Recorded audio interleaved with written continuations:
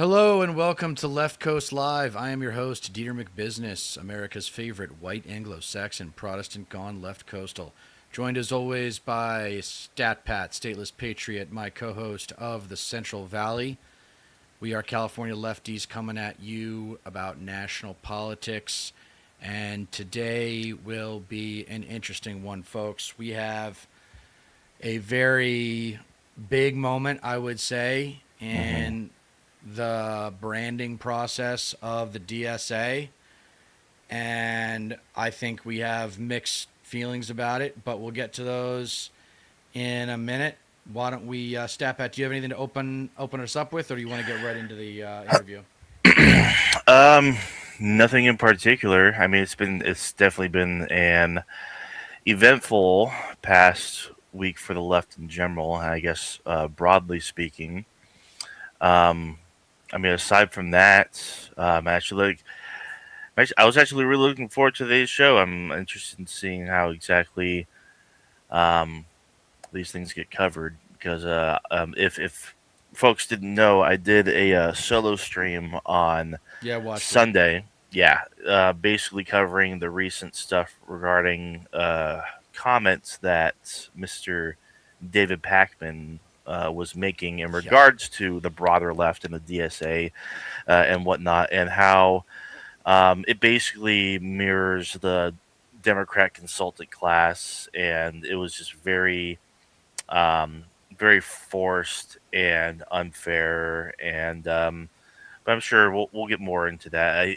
I'm just glad that it's actually picking up steam amongst more of the left because of just how ridiculous and obviously biased it is. All right. Well, here comes the DSA's biggest media exposure moment of the last 6 months. Ashik, the other co-chair, was on Fox News not too long ago. But let's Mm. see how Megan Romer does on this appearance on Fox News this past Sunday. They are going to give you a precursor for how some neoliberal consulting class people think of this ahead of time, as if Van Jones and James Carville and Like we Rahm give a Emanuel fuck are about those two. representative of what progressive Democrats think. I am Exactly. tired of a set of people on the very far left in the Democratic Party, my party, telling us that in order for us to be progressives, we now have to believe ideas and support ideas that are completely nuts. You got a set of defunding, decriminalizing, open borders. We have run that play and gotten our butts kicked. When?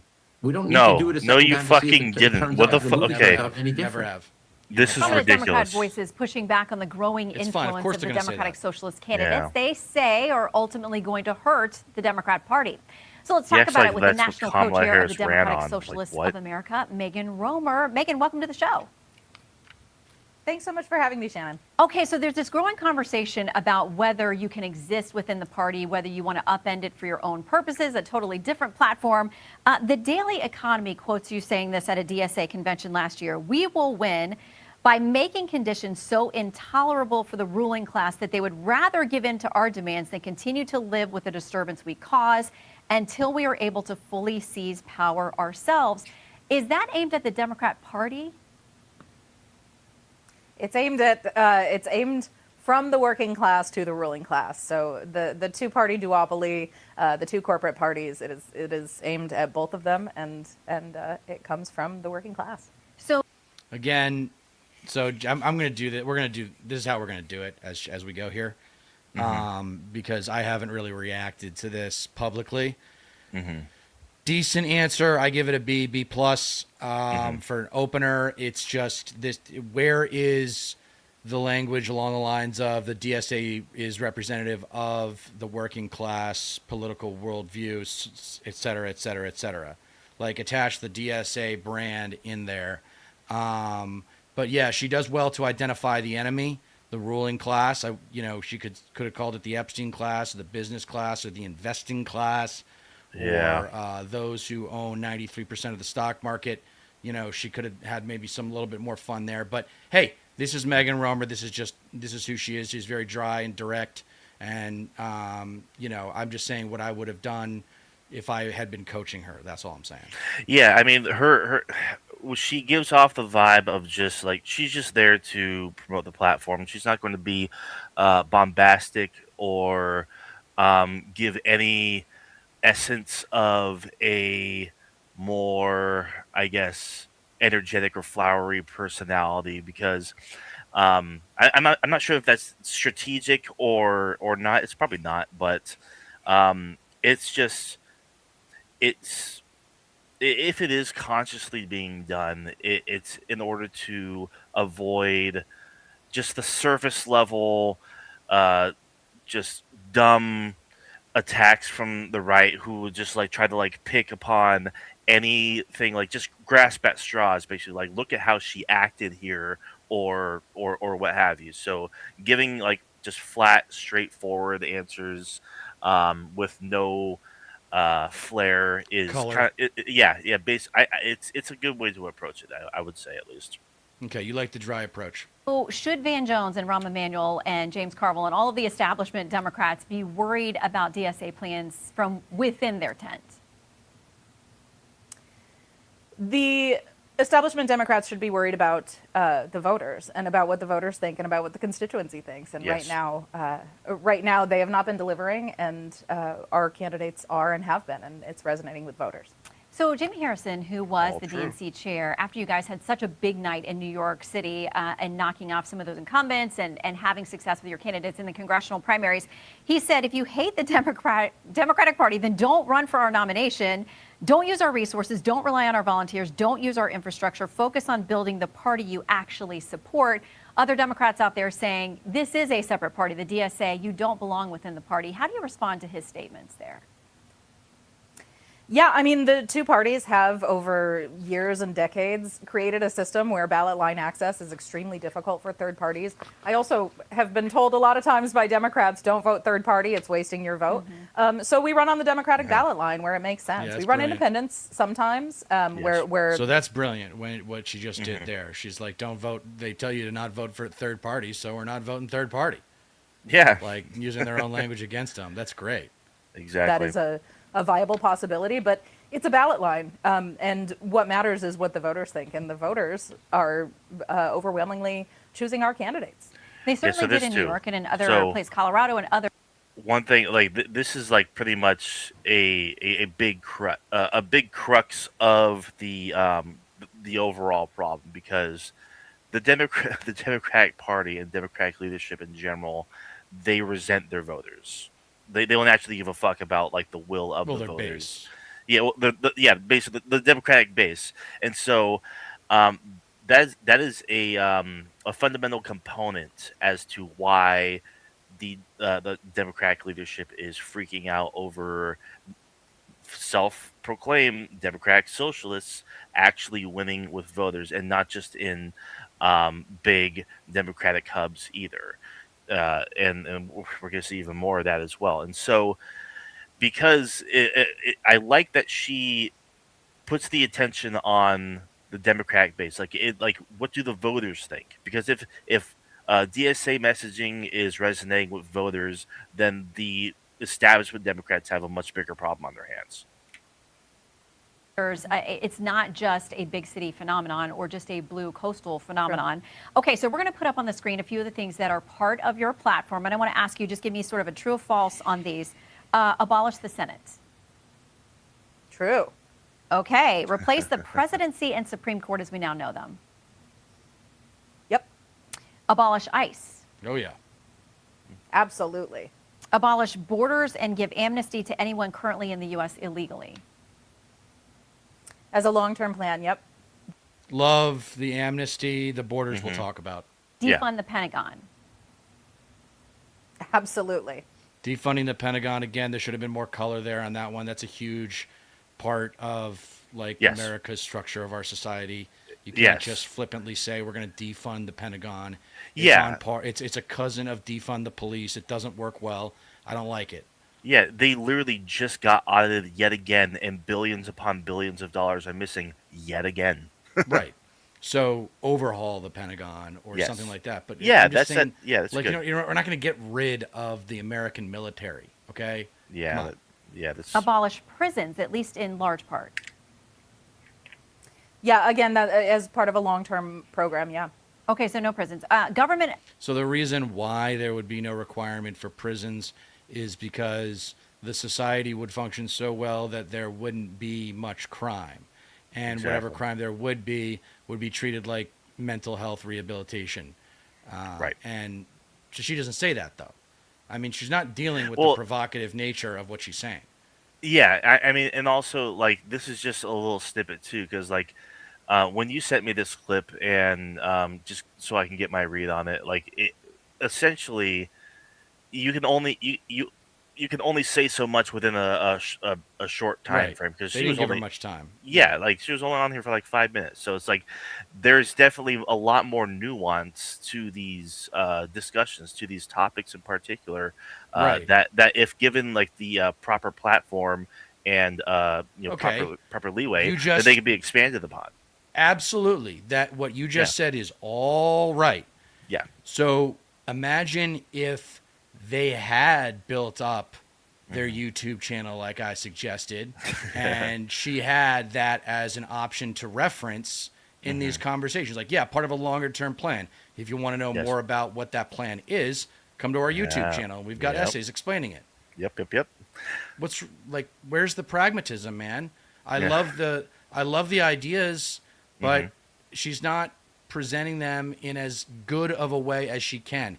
Everything has to be done as best as it possibly can if you're on the progressive left. yeah. There You're can be up no against mistakes. you're up against huge forces. You're up against the forces of capital. So you Yeah, have to be getting your pitches into a you got to make it sexy. And right now it's just dry and I don't know. I just again it's like a well, BB plus, but there are certain obvious questions that she could be preemptively answering with these answers. no, sure, and that kind of does speak to the needs of the DSA in its current form as it continues to expand and grow. The necessity for some sort of like media reference point, and that could be a YouTube channel easily, or I mean, I'm It could be sure just their website. exactly the website, yeah, Yeah. and with that, it's like okay, so just so that way the message the overall message of the Democratic Socialists of America can spread easily in an accessible way, so that way it can be more widely understood amongst as many people and many demographics as possible. There can be like for each various topic that is addressed on the DSA platform, a But they don't video have that. or But they don't have that. sure, yeah, that's what I'm saying. Like that should But they need be it. Yes, I know they exactly, need yeah, it, but they're not. yeah, This is what I'm saying is yeah, it's too yeah, high level. It's too high level. sure. Okay, here we go. Or public ownership of most large corporations. Yeah, absolutely. Okay, so then let's Fundamental. go back through some of those then. Abolish the Senate. There are This one, people this who, one actually makes the most sense in terms of like just one of the basics that she's talking about Yes. that we could do quickly that would facilitate the functionality of our federal government. Yep. You cut out the Senate, you bump House terms up to 4 years. Yep. You have the entire federal government on the chopping block every 4 years, and everything. The House controls the money anyway, so it's like, but the Senate kind of has more power. And it's stupid because there are 2 senators from Wyoming and 2 senators from California. Yes. And it's just fucking dumb. Yeah, So, that's it literally like by it favors the Republican Party. so much. Yeah, like it's inarguable how it's tilted in And, their to favor. counter the argument of like, oh, well, the framers put into the structure of our government. Yeah, the framers also put into the structure of our government a lot of other things that we've changed over the years through amendments. They put in the mechanisms to update the system as we go. So all of these things are actually potentially like allowed by the system that the framers put in place. It's just a matter of like, is it practical timing? Is it good strategic timing to be coming out with these huge ideas right now? That's all I'm Yeah. worried about. Let's let her finish though. Sure. are in the Senate now who are very supportive of DSA. They lose their seats? Well, The Senate is an anachronistic institution. It comes from the British House of Lords. It is made to protect power for, the Senate was part of the system that was made to make sure that the people didn't have too much of a say. So we want to expand Congress significantly, but make it a unicameral legislature. Okay, and without the presidency and Supreme Court, so abolish ICE, would there be any enforcement of immigration laws, or with abolishing the border, we're not enforcing immigration laws, they go away? Yeah, so again, this is part of this longer term plan, and part of it But if you can get there. If we can get to the place where the U.S. is not destabilizing countries in order to mine them for resources, Bingo. there will be significantly less migration. What do you say to if those we are not- that would potentially destabilize the U.S.? Because there's only so much the economy can bear, and when you have a flood of people coming in, here's it might not here's the work thing out about that. economically. Like that's already happened. That's literally like the argument that's coming from the right now. Like the U.S. is like somehow being destabilized by mass migration. And Right. so but it's not being stable. Yeah. Yeah. So like the solution would then be to adopt what the DSA is saying and stop undermining these countries for their resources and destabilizing their governments, causing sowing chaos and whatnot. So that way, their people stay where they are and stop migrating to the U.S. Yeah, because it's a little bit of utopia because you're talking about all these countries functioning at a high level so that people don't want to leave. But that's not going to be for a while. Like the Central America has been destabilized for a really long time now. Yeah, and all of it is by design because of the interference by the U.S. government. And that's true, but we still, in my opinion, need to have something of a border, at least until I agree with that. Things get. I mean, it's just she keeps saying this longer term plan. I wish she would say, yeah, this is the vision. This is what America could become. This is what Western civilization could become if we lead the way. You know what I mean? With that, where's that's just. And Meghan's just not that person. It's like she's just not doing the aspirational language. Sure. According to a lot of analyses, if you just open up the borders and there's no enforcement at all. Well, we're not saying open the borders tomorrow. We're saying rebuild an economy and a society that works for everyone. And the open borders is part of a longer-term international plan that involves us stopping destabilizing countries. Most people who are coming to this country are coming as economic refugees, and we destabilized their country. We did that. Bingo. Well, Bingo. That's exactly right. Like all these fucking Fox News boomers who watch this shit need to hear this shit because it is literally the factual goddamn truth. Yeah, it's been happening for decades and no decades. more foreign interventionism. That's another thing that the boomers have to bear is just how entitled they felt to intervene in in the functionality of other foreign governments. Exactly. Just to protect American capital. It's disgusting. If you look at data, the Center for Immigration Studies says right now the households here in the U.S. that are headed up by people who are here illegally, nearly 61% of them are on some type of government or welfare program here in the U.S. Can we afford to do that? I mean, at some point you run out of resources. Well, right now we make it very difficult for people to participate in society in such a way that they can avoid using services. So we want people to be able to work and live and go to school and actually participate, which means contributing to society and also getting what they need from society. It's a collective choice we can all make. So if we talk about abolishing prisons, then does that make society better? I mean, is there anybody that should be incarcerated? I mean, rapists, child predators, murderers? Yeah, so the long-term plan, when we think about most people who are in prison, they are mostly in prison for crimes of poverty.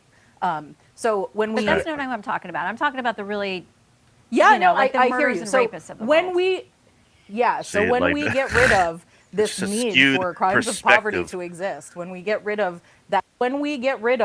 this need for crimes of poverty to exist, when we get rid of that destabilizing force that creates so many people who are living in desperate situations and doing desperate things, that brings those numbers down to very small numbers. And then we can collectively decide what we do with those people. I suspect it won't look like the prison system as we know it today. Okay, but you do think some people need to be locked away from society? Some people are not able to be functional members of society. That's true. But what does that look like to keep the rest of us safe? we're talking about safety. We're not talking about punishment. We're talking about making sure that we're safe, everybody's safe, everybody maintains their dignity, and everybody maintains their humanity. Okay, so much more to discuss. I hope that you will come back, especially as we figure out what the party does with respect to meaning the Democrat Party. Yeah, rewatching this, she did better than I remember she did. Essentially for the time that she was given, at least. Yeah, actually, she did better than I initially responded. Of course, my initial reaction, though, I will say, is usually biased towards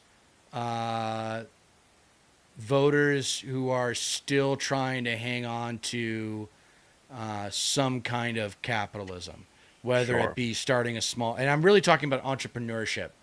Like, I don't want socialism to kill entrepreneurs. Like, entrepreneurs are important. Are they the most important? No, but they are super important. And I just want to make sure that, we're not eliminating that. Sure. But all these other things are more important. I mean, it's more important for everyone to have health care. It's more important for people to, for us to have a humane and practical immigration system. Yes. I guess if I had media trained her and coached her on that appearance, I would have had her talk about vision, and this, instead of like this longer term plan, this long term vision is what I would have had her say. Yeah. And then I would have made sure she talked about conservative capitalism in the GOP, but more importantly, neoliberal capitalism in the Democratic Party establishment. Yeah. Like, why is she not calling Van Jones a neoliberal capitalist? Yeah. In keeping with what we've been saying is, like, in America, first and foremost, socialist means anti-capitalist. And then once you defeat capitalism, then you replace it. But you still have to beat capitalism first. Yeah. That's essentially it, because talking about like all these like longer term goals and plans and whatnot, it requires so many steps to actually even get to that point. We would need a much healthier society. We would need to end this interventionism overseas. We would need the overall quality of life, the standard of living for people in this country to greatly improve before we start taking those extra steps, because capital is like the main thing that is actually impeding progress towards these goals. But ultimately, like it's like I've said before, and like either with you or on stream discussing the David Pakman thing. The DSA does need to work on messaging if these positions in particular are going to be routinely defended from here on out, because Fox News is going to latch onto those more extreme, kind of more outlandish long-term plans and whatnot. So, like, with that said, like, these particular items shouldn't exactly be the the forefront of the DSA platform, and not to mention the candidates who are running as DSA endorsed and DSA members and whatnot. They're not winning based on like, oh, I'm going to abolish the Senate or get rid of borders or prisons or whatnot. They're winning on like affordable housing, Medicare for Pothole all, politics. and exactly, and improving the economy for everyday working people. Like that, that's abolishing ICE too, because like the things that people understand and are like, you look at polling, people approve of, like it like in higher quantities, poll wise. So, let's go through the list here. I'm trying to find the list, but okay, abolish the Senate long term. We agree with. Like, I'd be down to get rid of the Senate like now if we can bump up House terms to 4 years. But yeah, we agree with abolish the Senate. Do you agree with replace president and replace the Supreme Court? Honestly, yeah. I mean, especially the Supreme Court. Like, there's no way that. Yeah, I would say yes to the Supreme Court, but not to the presidency. I think the power of the president, the power of the presidency, should be a bit more mitigated and like relinquished into to like maybe other powers, perhaps. Like maybe, I mean, there's like it can be done in a number of different ways. I haven't really given too much thought of it, but like there are obviously some countries that have a prime minister as well as a president, Right. and maybe just like responsibilities could be relegated or delegated rather to either one, Yeah, it's just something it's like that. so far down the road. I think it's Of easier to course. get rid of the Senate and just put all the responsibilities that they had Hmm. on the The House. House, That's easy. But getting yeah, rid of the presidency, plus there's a little bit of some national security issues there yeah, that you're going to have to be sensitive to. of course, Um, I think you do need one person to be able to respond quickly, yes, especially within the context of military crises. yes, So because I'm even reluctant to get rid of the presidency. that's the thing too. Even if the United States becomes so advanced to the point where all of these um, the plans that the DSA has, for lack of a better phrasing, if we do actually get to that point, we got to remember that like the rest of the world's not going to keep up. Like it's there are a lot of countries that aren't going to mirror exactly what the U.S. does if it's by some miracle the DSA takes over and all their ideals and policies and plans and whatnot actually get implemented. And I mean, I don't think the Europe's going to stop with their imperialism because, uh, like we were talking, like they were just talking about on that interview, um, we extract resources out of other countries, and it destabilizes these countries, and that's what leads to mass migration and shit. We're not the only country that does that. That France does does that, this. right? Yeah, Yeah, no. like France does this. The UK does this. Um, we essentially have multiple countries, be it either in South America or in Africa. We have their governments like the heads of their governments, like we have a gun to their heads and Right. shit because like we rely on their cooperation or else, so that way we can get good trade and extract minerals and resources and what have you from their countries without problems being caused. And so, like the less the less self reliant they are, the more reliant they are on us, or whoever it is, then the better it is for them. That's been the game for decades and decades. That's imperialism in a nutshell. So I think replacing POTUS is a little too far for me. Um, Hmm. Stat Pat sounds like he's open to it. It depends. Yeah, it depends on a lot of Um, things. Replacing SCOTUS, I don't know. I'd say let's just restructure it. Maybe change the appointment process Yeah, so that sure. Republicans don't get the opportunity to appoint anyone, and then we put term limits Hmm. because someone in their 80s doesn't need to be on the bench. Yes, exactly. Um, Prosecute those connected to the genocide in Gaza, no problem with that. Of course. Yeah, that should be obvious. Yeah. Demilitarize the police, no problem with that. Yep. But I don't know if she asked about defunding the police. I would not. I am not for defunding the police. I think the police need to exist Hmm. in some form. There should be different kinds of police officers, right? Like that's the whole Yes. argument from the left, or at least it should be, is that Right. we're trying to diversify the talent in law enforcement so that the right talent shows up to the right problems. Yes, this was the conversation back in like 2020 when the whole defund the police conversation and discourse was starting to pop off because like diversifying responsibilities for police officers is essentially the goal because like obviously the police like one police officer shouldn't be responsible for a myriad of different things. Right. It should be a lot more um, uh, the department should be expanded in a way so that way like funds get moved to different areas to handle different sorts of problems. Abolish ICE, no problem with that. Completely Hmm. over. I wish you would have added completely overhaul immigration, make it a practical immigration system. Yes. Amnesty is something that I think is going to get a lot more popular over the next 2 years. It's like enough with this Yeah. undocumented versus document.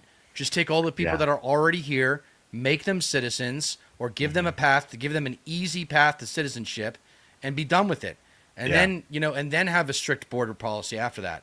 But you've got to take care of the people that are already here. You're not going to get rid of them. Like, No. they're too important to the economy. Yes. So amnesty, I think, is going to only become more popular. Abolish borders eventually. So there's something called the Schengen Zone. Have you heard of this? I No, found what out is about that? it recently. The Schengen Zone is a coalition of European countries that, here, I'll show you. Let me get the map up. Schengen zone. That allow basically no borders to take Oh, that aren't so, here. so essentially, like the EU, like is a lot more free flowing. Exactly. So that's where there it is. Yeah. It's right okay. there. Right. Okay. And, So and that's these the are all Schengen countries. zone. These are all countries that essentially have like, the same currency. But notice how and, the like, UK is not in there and Of Turkey's not in course, there. Of course, they're not. Yeah. Of course. But that's the idea, is that, I mean, with that said, there's still borders along the Schengen zone, of right? course, Like all the countries that are in the Schengen area, I guess it's called the Schengen area. Yeah. Then that's great, but there are still rules. So Yes. a lot of people want to criticize the DSA, think they're advocating for anarchy. They're not. It's just, I can't blame people for their negative reactions, because Megan left a lot of obvious questions unanswered. So continuing Yeah. with the list, defund the Pentagon, we talked about in the moment, restructure the military. Yeah. The So I military mean, is such a wasteful place for government. I do think there is positivity or an upside, more so, to more to some of the questions or positions basically being more open ended. Because if people walk away from watching that little interview with questions like more questions than answers, really, I believe that has the potential to lead people to become a lot more curious and look more into It's the DSA provocative. themselves. Of course. I mean, it was provocative, that's for sure. But it pissed Yeah. off a lot of neoliberals who cares, but Of course, yeah, a lot fuck of 'em. liberals are people who don't realize that liberalism is actually dead. Mhm. Abolish, Exactly. replace prisons. Kind of talked about it. Once we eventually get to a highly functional society, we won't need prisons to punish people who have committed crimes of poverty. That was her thesis. Essentially, yeah. And she did, but again, like, she did not emphasize enough that it's the longer term vision. Well, I mean, she kind of did, but and Sure. then government public ownership of most big time corporations. I don't know about that. I am about breaking them up first. Yeah. Breaking up conglomerates first, and then Yeah. figuring out where there should be competition and where there shouldn't be. Exactly. Because like, there's no reason not to have national oil. Like oil, there's no Yes. the private companies like Exxon and Mobil. They're not adding any value. They're not Right. They're not doing anything the government couldn't do for cheaper in a cheaper way. Yes. Yeah, no, I completely agree. I mean, there's just certain industries where, like, obviously, the private sector ruling over certain industries is it just leads to worse outcomes because they're so heavily financialized in a way to where the benefits are not going where they should be. And I think, like, obviously in circumstances like that, the government obviously needs to step in and assert some control. All right. So we reacted to that DSA appearance on Fox News. I think upon a second look, it's not as bad of an example of political marketing as I originally thought. Sure. But seeing moderates and centrists lose their shit over it makes me it makes me happy. But I Yep. just wonder, and time will tell, if some of these things don't become a distraction. Like, Sure. I just And don't they'll want- try. I don't want them the longer term vision for it to be kind of used as cannon fodder by right wing media.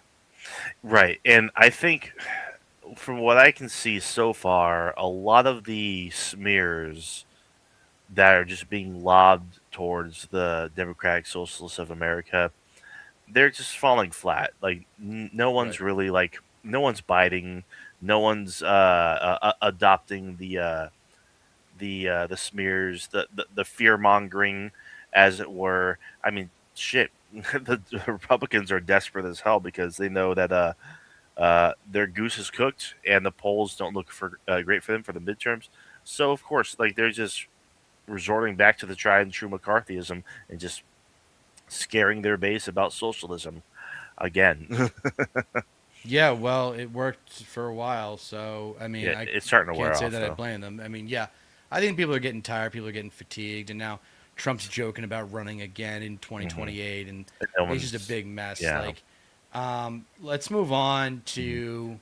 I guess before I move on, I just want to say that I really do love the DSA. Mhm. There is a little bit of a difference, a lot difference between national DSA and local DSA chapters themselves. Not everyone in the DSA is thrilled by the laundry list that Megan Romer brought to Fox News, Sure. but over time, I think once the vision is massaged out, um, then people will be more down with it and down with the DSA. But Yeah. it's like interviews like that. I wonder, is Zoran Mamdani going to have to answer questions about that kind of thing right now?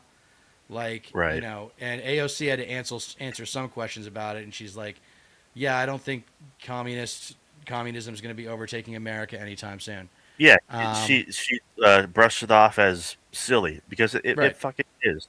Like right, this effort has been made by the establishment and by the mainstream media and by both parties, but especially Republicans, to conflate um, basically anyone on the left, even like milquetoast liberals, as communists. And it's just like it's the boy who cried wolf. We don't fucking buy it anymore. And this fear mongering, like trying to be like, well, if socialists get in power, like you're not gonna own anything. They're gonna take everything from you. It's just gonna be made worse. It's just like it's already bad right now. Who are you speaking to? Like, are you still trying to like court Gen Z, for example? Because like they have fucking nothing. all So right. So like let's take a look at another show's reaction. These are the Live and Learn guys. live and Hold learn. on, yeah. Let me see. Yeah, so these are the Live and Learn guys. From the left, it's the Soy Hey, Pill, soy who I know. pill. Yeah, we know. We did some work with him a while back. Mm-hmm. Hutch, who I hate and is one of the great pussies of the online Ah. left. And I look forward to the day when I get to call him a pussy and a loser to his face because this guy is such a fucking neoliberal hack. It's not even Mm. funny. Like, I So encourage it everyone to go watch these people because these are the types of people that support Hakeem Jeffries and Chuck Schumer and gross. Nancy Pelosi, and you can see the John Ossoff in the back, and like they're Uh, neolibs without calling themselves neolibs. so So like they're go ahead. who is it though? Like in like who's on the show and who's a guest? So they're all just collabing together. It's this is Hutch's feed, but I see. I hate Hutch. Pisco is also kind of annoying. Okay. I don't really find him terribly. Uh oh, you there? Uh oh, did we lose Deether? I think we might have lost Deether. Uh oh. Odds are he's probably gonna call me in a minute. He probably like lost connection or something like that. Maybe power went out or something. That's because that's happened before. Let's see here.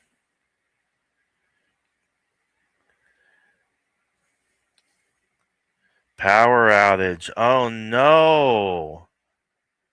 Well, that's unfortunate. I can still see him too.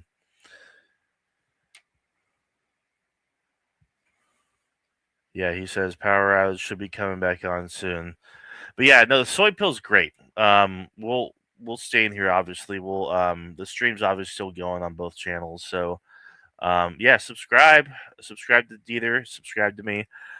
We did some work with the soy pill. I think like a year or so ago. It's been a while, but he actually came onto our channel when he was still basically like up and coming, and like since then his channel has exploded in popularity, and he makes fantastic content. So the soy pill is definitely something, a channel that you should all absolutely subscribe to. We should probably try to get him on again sometime. See if he's down for that. But this Hutch guy, I've been meaning to actually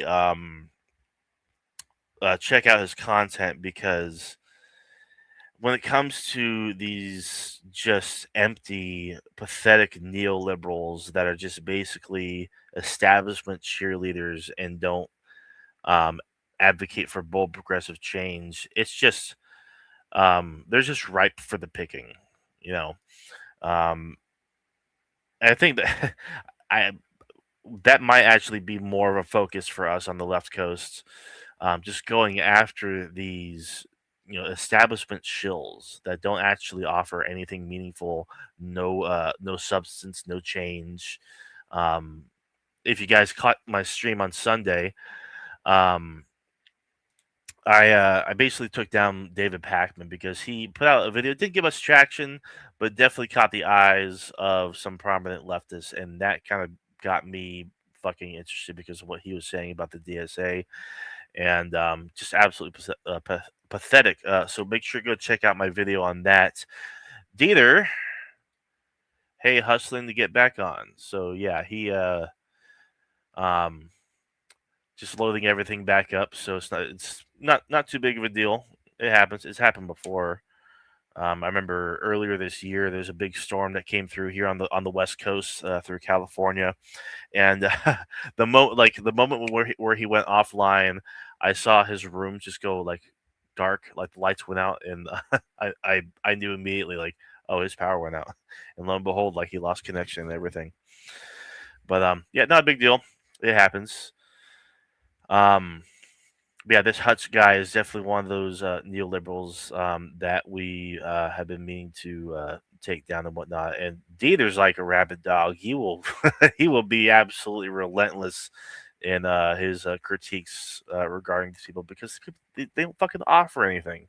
I was watching Dieter's stream yesterday, I believe it was. He did his own solo stream where he watched Gavin Newsom and David Pakman talk, and like it was just so empty. Like they didn't really talk about much. Like it's just like it was just vapid. And then the Pod Save America guy, I forget his name. He had on Matt Iglesias, super annoying guy, just a lol cow who absolutely sucks. Tried to make it so that way, like tried to make it seem like, oh well, um, you know, like moderates are made to be like uh um they're not independent. They're not like they're beholden to money or whatever. And he tried to say that like uh independent media, progressive media isn't actually independent because they're beholden to their viewers, which is like, are you just saying that you aren't? Are you saying that like more centrist and neoliberal democratic figures, they're they're not beholden to their viewers as well? Because he got dragged for that shit, and posted on Twitter and like basically complained. It's just like these are not apt comparisons. This is a false equivalence. The reason these shows like ours are independent is because we don't take ad money. Like, I mean, sure, it'd be nice, but like shows like Kyle Kalinske, he admits that Dieter says power is back, but internet isn't. So still on standby for him. He even admits like he could be making hundreds of thousands of dollars more potentially, if he actually did ad reads and shit. But like he chooses not to do that on principle. So it goes to show it's like people like Matt Iglesias, the consultant class, the establishment Democrat class, the neoliberals who cheerlead for the Democrats and basically play defense for them at all costs with no substance. They don't actually have principles. They're just in it for the paycheck. I think it's a lot more obvious the more you actually look into these people, especially like David Pakman. I would be surprised if Brian Tyler Cohen is like this as well, because it's like I was saying on my stream, talking about the David Pakman videos. You can tell who is and who isn't a a principled act like lefty based on how they present themselves, because to be left wing, to be like on the left, is to be some form, like you have to be at least a modicum of anti-capitalist generally, whereas to be right wing, you are a defender of capitalism broadly, like generally speaking. That is the dividing line. Like you don't have to be a socialist to be on the left, but like you're clearly not in favor of capitalism, especially the way it operates. And of course, vice versa for the right. But yeah, I appreciate your guys' patience.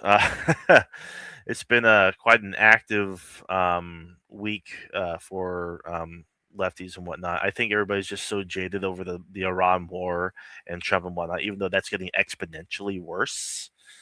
That like we're just basically going over the dividing lines on the left and why the DSA really is the future for the Democratic Party and whatnot. Because it's like we were saying earlier in the stream, and what Megan was saying on Fox News, the DSA co-chair. Democrats have been saying for the longest time, like, why don't you just run as a third party? Or like you can't run as a third party because the third party never wins. You can't vote for a third party because the third party never wins. It's like, okay, well, if that's the case, let's just take over the Democrats. Let's just take over the Democratic Party. And back in 2020, when Trump was still president, this was a major conversation that was happening on the left broadly. If the left is to succeed, then which would be the best course of action? Would it be reform? Hey, what's up? Good job there riffing, man. I know that's not easy. It's not, but just to finish my thought, like back in 2020, the conversation the left was broadly having was, well, should we form our own party, or should we have a revolution, or should we reform the Democrats? And there's an argument for all three, but like ultimately, like the plurality of people wanted to reform the Democrats, basically take over the Democratic Party and put more progressives in there, more socialists. And it's a long, tedious process, but that's basically like where we are right now. And now that it's actually, we're seeing the fruits of our efforts, like everything's like starting to become a lot more successful for the left. We're seeing just the worst figures, the worst establishment figures, and neoliberals coming out of the woodwork to throw cold water on the movement and throw out their smears. And yeah, but this is to be expected because it's been this way for fucking decades. All right, let's go to a specific spot. Yeah. With Live and Learn podcast. This is the Live and Learn guys, and for some reason, they think that everyone's laughing at the DSA. You should say insane.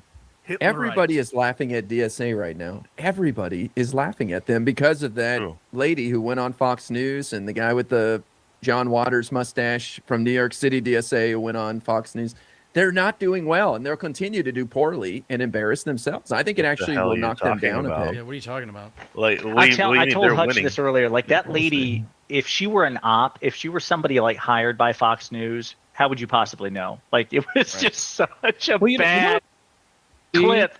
Did you guys see when the head of r/anti-work went on Fox News? It's about as bad as that. Where it's just like, oh, I don't want a job, I don't want to work, I'm lazy. It's like, okay, here's literally the welfare queen. Like this is their whole thing. So, awesome. you can only do so much. They're gonna find the craziest people and put them on, and then sometimes the craziest people are the heads of the organization. So. I mean, and what was so funny too about that clip, like.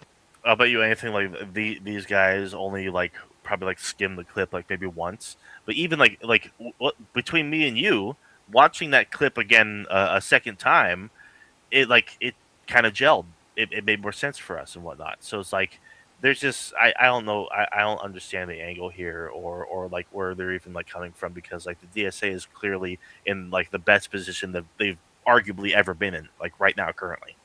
Yeah, and that's the counter argument to her going on Fox News and laying out this vision right now, is that we're just starting to get traction. We're just starting to get power. Don't jeopardize that.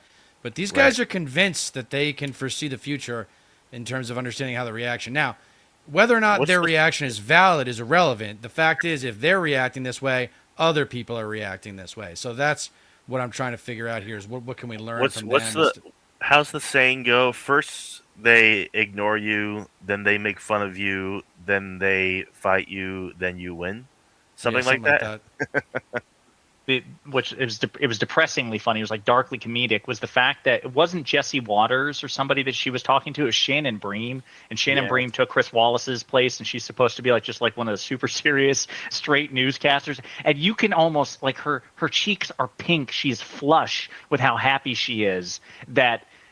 Okay, yes or no? I'm going to ask you a bunch of questions. So you want to abolish the Senate, right? Yeah, okay. So you want to abolish the presidency? Huh? Yeah, okay. And no prisons, right? No, that's so good. Okay, it's so funny, but in a way that makes you want to Minecraft. For abolishing prisons, that's a long-term goal. Okay, we won't get to that right away. And then she followed, then Shannon followed up with, okay, so no prisons. Okay, yeah. God.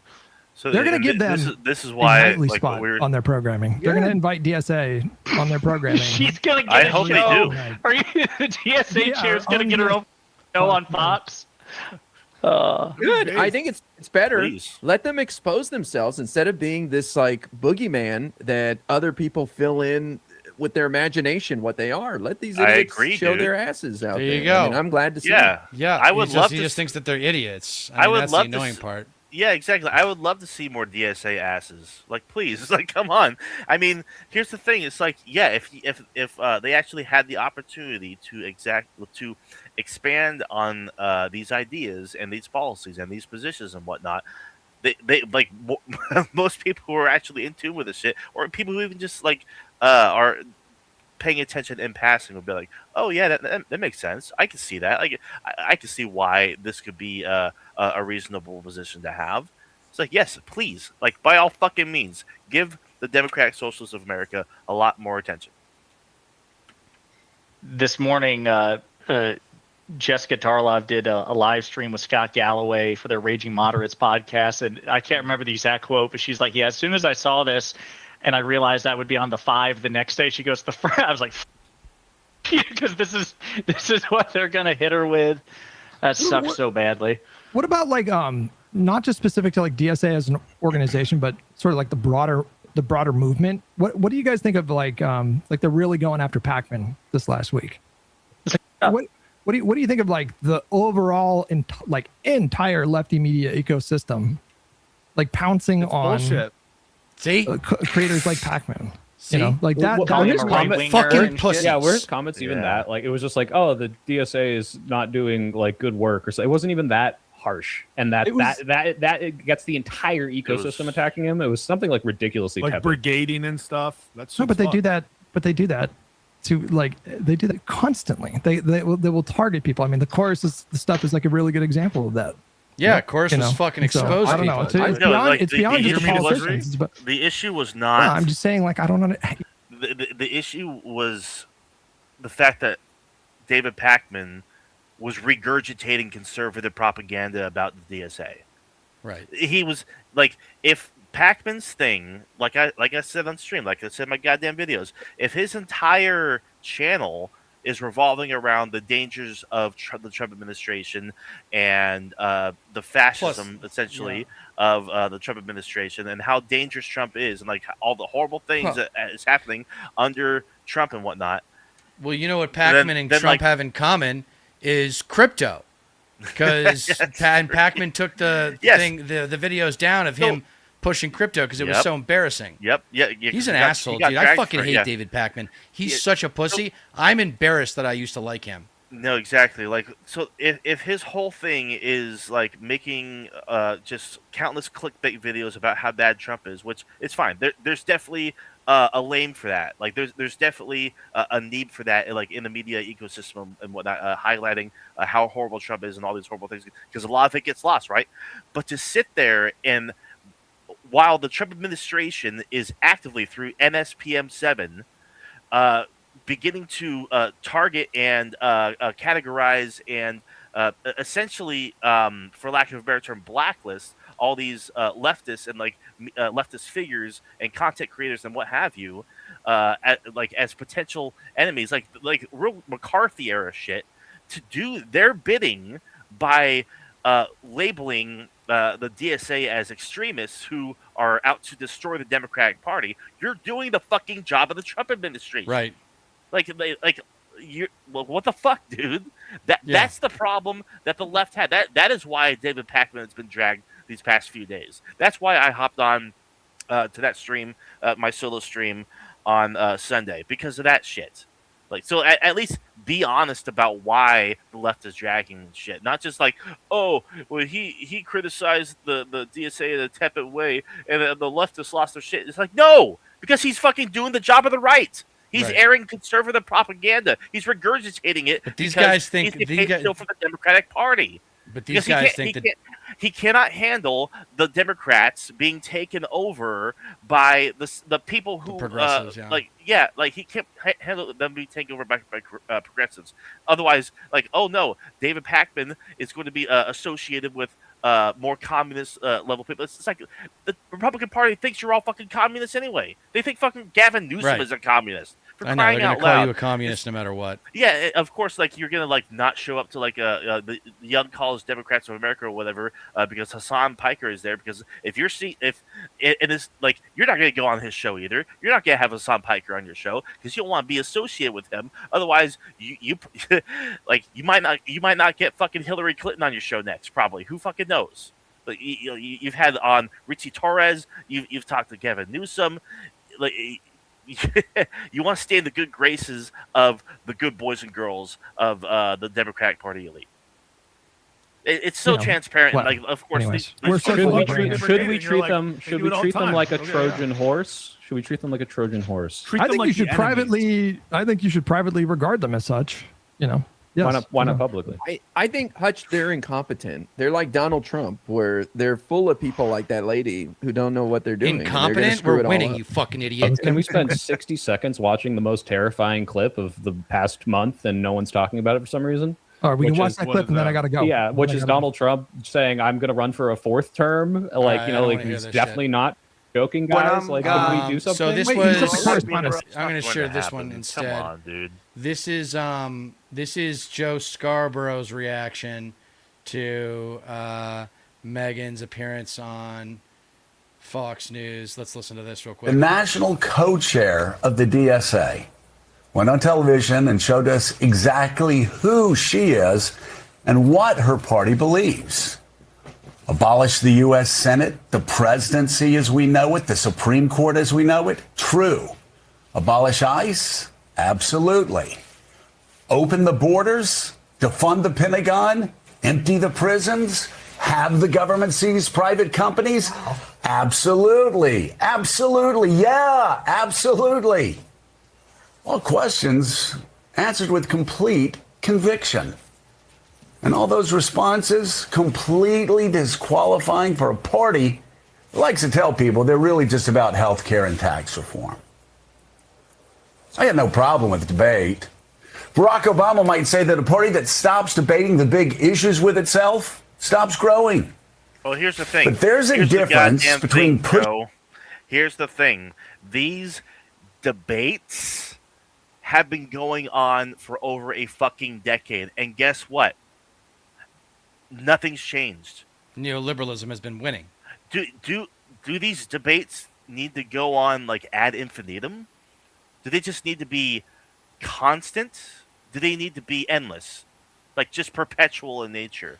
Or can we actually reach a consensus on the on what the debate, like the results of the debate? Like it is clear what's popular, what's not, what works, what does not. The issue is when you debate these issues is whether or not these issues interfere with capital and the bottom line of capitalism. That is what the establishment defends. You're a stooge of the establishment. So like, there's no fucking debate. The debate is why the fuck are we still allowing assholes like you dictate the conversation? Because they're popular with the boomers. That's why.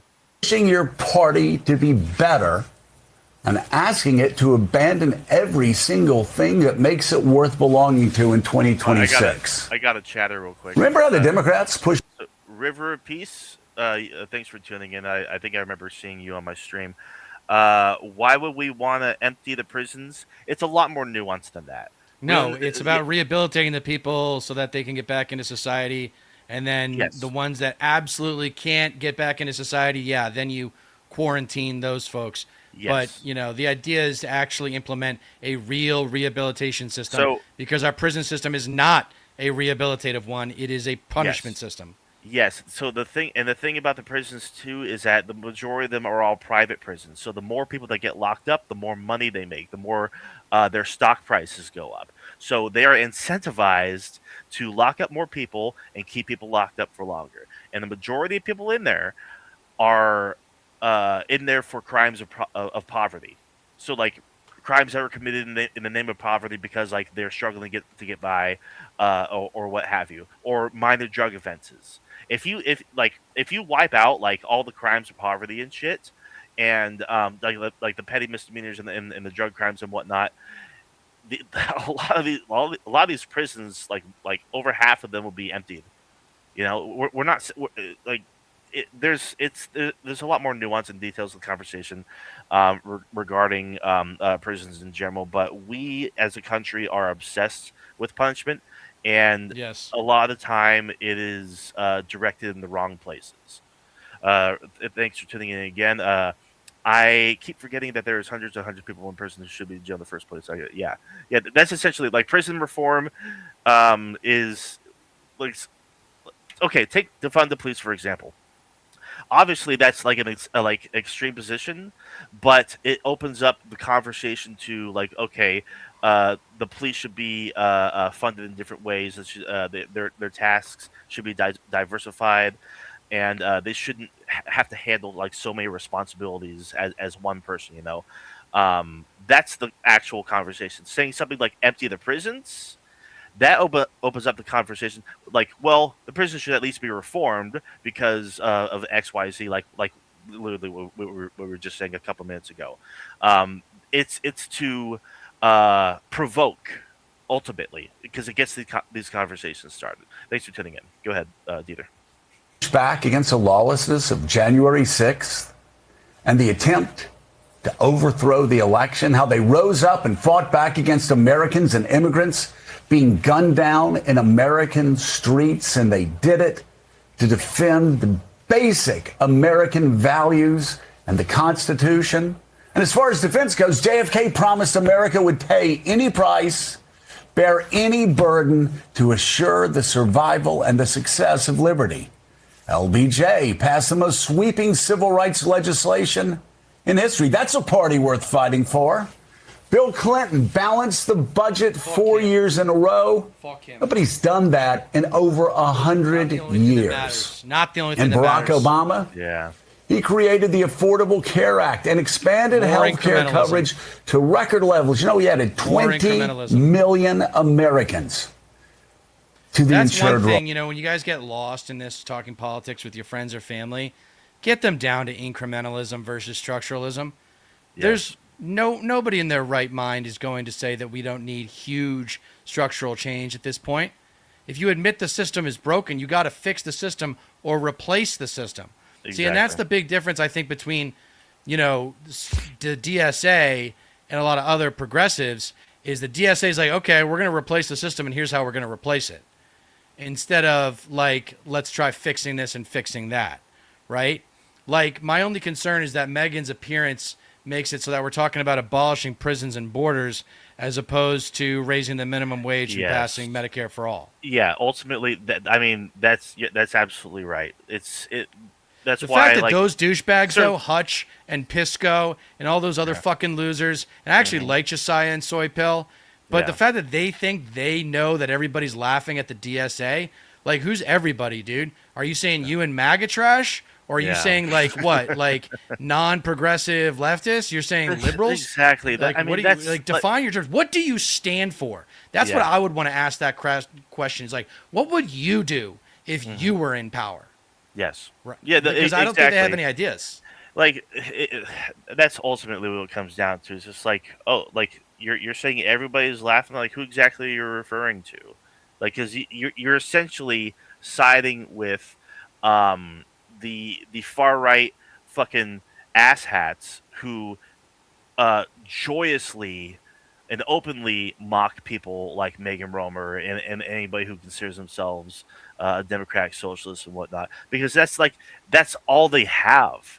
The entire conservative media apparatus just serves to mock the left and fearmonger about the left and just smear and slander and just cast all sorts of doubts and make all sorts of lies about that's why are you doing their bidding? Like, why are you like, what the fuck? Plus, it's funny. I did that video on like what's wrong with the left. The Black America warned us 60 years ago, and I talk about how MLK said beware the white moderate, while Malcolm X said beware the white liberal. And what did we just look at with those guys? They're all white liberals. Yeah, they're all white moderates. Like, we've been warned. And I mean, I listened, y'all. Hey, Black America, if you're watching right now, I listened. And I celebrated those luminaries' thoughts because they were ahead of their time. Hey, let's get through this Morning Joe bullshit. Sure. And Joe Biden fought back against the corrupt anti-democracy forces that still infect Donald Trump's Republican Party. But being that party defends democracy, also demands condemning a party that calls to abolish the U.S. Senate, the House, the presidency, and the Supreme Court. Wants to release murderers and rapists from jail. I mean, one candidate was asked by the New York Times 3 times, do you support letting murderers out of jail? She wouldn't even answer. A party that zeroes out spending on defending America's borders, defending America overseas. Hey, you have a problem, Joe, with people not answering questions? Jeez, it's like that's like pretty much every single Democrat when asked about Israel, Gaza. Yeah, I know. Oh, and that's the other thing with those fucking live and learn guys is it sounds like they don't care about AIPAC. It sounds like they don't really care about having about getting rid of political action committees. Yeah. It sounds like they don't really know about campaign finance, because if they did, they wouldn't. Like, did they not agree that Israel's committing genocide? Yeah, I brought that up in my my David Pakman video. I'm sure you heard me. It's like, what does he think about campaign finance reform? What does he think about political action committees and Citizens United and shit? It's I mean, these people consider themselves progressives, but no, they're. I think it's an algorithm thing. I think it's an algorithm thing. I think it's just like it's getting clicks to hate on the DSA or talk shit. The DSA is just red hot right now. It's in the ether, and people are taking their shots. Defending America at home takes police officers out of our children's schools and off our streets and erases America's borders? Come on. Democrats have always believed you can love your country while pushing it toward being that more perfect union. And you can do that without wanting to burn it to the ground. How would any of this... If Democrats want to make America more affordable, more fair, and more free, and I think they do, they better speak truth to its most extreme base, or they're going to let a small faction of radicals drive more people toward Donald Trump. Because no, that's Chuck not Schumer, true. They just won't vote. Hakeem Jeffries, every other Democrat in Washington. It's so stupid. It's like, this is why I left the left. They just became too radical, too extreme. Fuck you. Fucking weak. That's such a weak ass. The funny thing is too, it shows that like they don't have any fucking goddamn principles to begin with. Like I don't doubt that any of those guys, those Hutch guys, whatever the fuck, as well as David Pakman, don't actually believe in the goddamn thing. But like they have enough decency to realize like, oh, I can't be associated with the far MAGA right in the Republican Party and whatnot. So I'm gonna like my angle is just gonna be cheerlead for the Democrats, but not like make it clear that like, oh, I'm not actually a Democrat. I'm just calling it like I see it, whatnot. Whereas like they are doing the fucking bidding of the capitalist establishment, whatever the fuck makes them money and shit. It's fucking ridiculous, dude. Washington D.C. Make no mistake of it. If you don't define your party today, Donald Trump will be sure to define it in November. Fear-driven prediction. Ultimately, fear-driven proclamation, fear-driven prediction, acting as if you know what's going to happen. Like, give me a break, dude. Give me a break. Yeah, it's it's just do you know that the average age of all MS Now, Fox News, and CNN, the average age is all over 70? Not surprised at all. It's the people that have nothing going on. Yeah. They can't do anything. They're too old to be able to go like play golf. Exactly. So they're just sitting there in front of their TV complaining. Look at what these youngins are doing to the country. Actually, look at what you did to the country when you had power. You fucking hypocrites. And youngins are responding to by like actually bringing some energy back into the party. I'm sorry, like if the biggest threat to this country is Donald Trump and his party, but we need the Democrats to win, and these DSA candidates are actually winning in big numbers and delivering, like Mamdani is. They're not winning everywhere, but they are winning in a lot of places. But they're bringing a lot more energy. They're actually driving turnout. Right? Isn't this exactly what you want? And this is the thing: Democrats don't actually want to win unless it's on their own terms. Right. They would much establishment rather, neoliberals. Yes, exactly. They would rather lose to Republicans than see the DSA and progressives in general gain more appeal. Basically, it's like they don't actually fucking care. Like they would much rather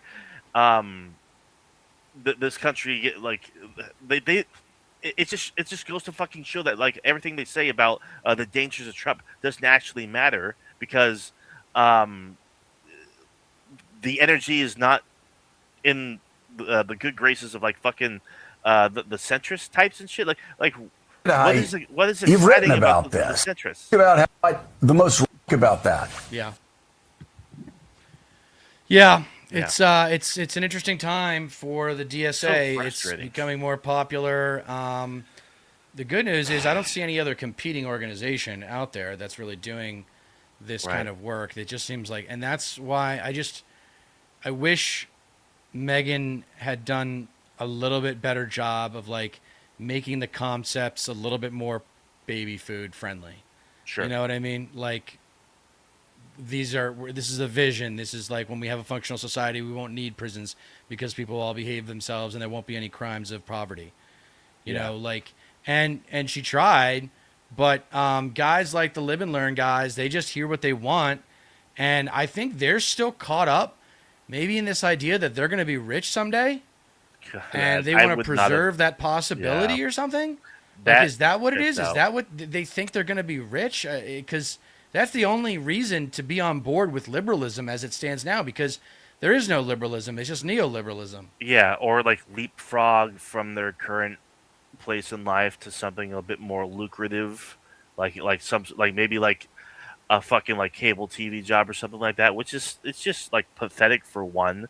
And that was like that was Dave Rubin's thing for a long time too. It's just like it's so. Well, Francesca off-putting. Fiorentini was on MSNBC for a minute, and then she went from TYT to MSNBC, and then they didn't renew her contract. They only gave her a trial run for like a couple of weeks, and it didn't work out. Yeah, like I mean, that's one thing going from cable television to independent media, because and having like a more progressive lean. Like look at Crystal Ball. She used to be on MSNBC. She's a big progressive figure nowadays. Or Joy-Ann Reid. You know, like they're fucking who else? Like Mehdi Hassan. He's fucking fantastic. Him and Ziteo. Like yeah, like it just goes to show that like if your goal, like a long-term goal of yours, like your ambitions is for like cable television, you're not a progressive because they fucking hate progressives. They kick them the fuck out. Right. It just goes to show. All right. Well, amidst technical difficulties, we got through it. A lot less disagreement than I expected, but mostly because my position softened. This was like good. Abolishing the Senate. I just don't. I don't necessarily agree with all the tenets. I'm still struggling with that. Like, no, we need a president. It's really important. Like, there should be a priority list, right? Yes, yes, that's 100%. Like priorities. Like obviously, like all these tenets, all these positions would need to be relayed and structured in the way that are prioritized. Like obviously, a lot of these more extreme examples that would require like literally like a giant fucking overhaul can't come without other things being in place first, other priorities actually being implemented. So like it does come back to a messaging thing. It does come back to organizing and getting behind a cohesive message, a cohesive platform. So in due time, though, like I mean, it's there's still. Well, I can tell you right now, my fear about 2028, and I'll close with this because it's something we'll take in. But I think 2028 is going to once again be an identity politics fest. Maybe, yeah. I think it's going to be a festival of identity politics, and whose turn is it? And no one's going to be talking about problems and solutions, but whoever gets the nomination is going to win anyway because, you know, the Republican Party is so disgusting. Yeah. That's what I think is maybe going to happen. Be prepared for another 8 years of disappointment. Be prepared for another Obama, because I'm pretty sure that's what we're going to get after this. We're going to get another Obama. We're not going to get prosecution of MAGA. We're not going to get removal of Trump justices and Trump judges. Yeah, we're not going to, you know, they're going to tax the rich a little bit more, but you know, there's not going to be major unless AOC wins, or maybe JB Pritzker. I don't see anybody else that's calling for big time structural change. Yeah, I mean, if MAGA is not prosecuted and you know the Trump agenda isn't completely reversed and they're not all tried for their countless crimes, right? It would be like the single biggest mistake this country has ever made since refusing to prosecute the bankers after 2008. Right. Yeah. It would be, and it'll be that all over. It'll be like, yeah, exactly. Same thing. The exact same thing. Just different context. Yep. Just different context. Yeah.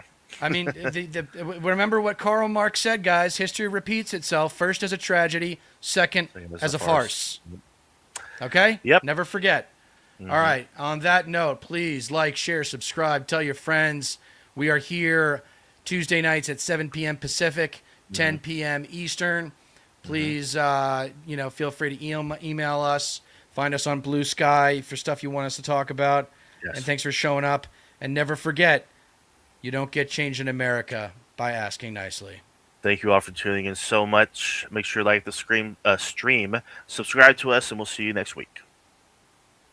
Thanks a lot, y'all.